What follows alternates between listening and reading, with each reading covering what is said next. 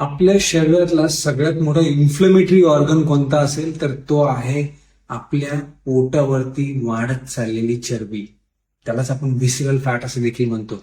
आणि ह्याच visceral fat मधून TNF अल्फा नावाची इन्फ्लेमेटरी सायटोकाइन्स रिलीज होत असतात. आणि हे TNF अल्फा इन्फ्लेमेटरी सायटोकाइन्स आपल्याला टाईप 2 डायबिटीज डेव्हलप करायला, आपल्याला ट्रायग्लिसराइड्स लेवल वाढवायला, आपल्या कोलेस्ट्रॉल लेवल्स म्हणजेच बॅड कोलेस्ट्रॉल लेवल्स वाढवायला आणि त्याच्यातून आपल्याला कार्डियक हेल्थ इश्यूज म्हणजे हार्टचे प्रॉब्लेम डेव्हलप करायला, तसंच आपल्याला mental health conditions like depression, anxiety develop करायला किंवा टेस्टोस्टेरॉन लेवल ड्रॉप करायला किंवा पॉलिसिस्टिक ओव्हारियन डिसीज PCOD डेव्हलप करायला रिस्पॉन्सिबल ठरत असतो.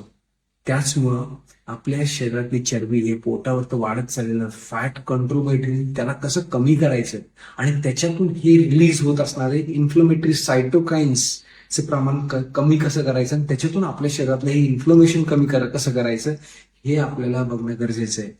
आणि त्याच्याच एक्झॅक्टली अपोजिट सगळ्यात मोठा अँटी इन्फ्लेमेटरी ऑर्गन कोणता असेल तर तो आहे आपला मसल.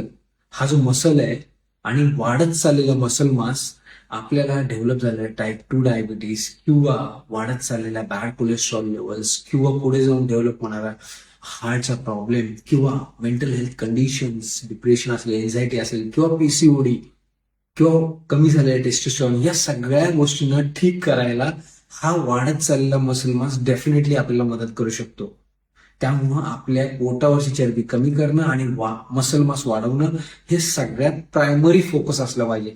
त्याच्या व्यतिरिक्त आपलं लिव्हर आणि आपला गट म्हणजेच आपले इंटेस्टाईन, आतडी, हे देखील आपल्याला आपल्या ह्या सगळ्या कंडिशनला कंट्रोलमध्ये ठेवायला मदत करू शकतात. आपलं लिव्हर, बिघडलेल्या लिव्हरचं हेल्थ किंवा बिघडलेलं आपल्या आतड्यांचं हेल्थ आपल्याला ह्या सगळ्या मेडिकल कंडिशन डेव्हलप करायला रिस्पॉन्सिबल असतात किंवा आपल्या लिव्हरचं आणि आतड्याचं सुधारलेलं आरोग्य ह्या सगळ्या मेडिकल कंडिशन मधून बाहेर काढायला आपल्याला मदत करू शकतात. त्यामुळंच 5 फॅक्टरवरती काम करणं गरजेचं आहे.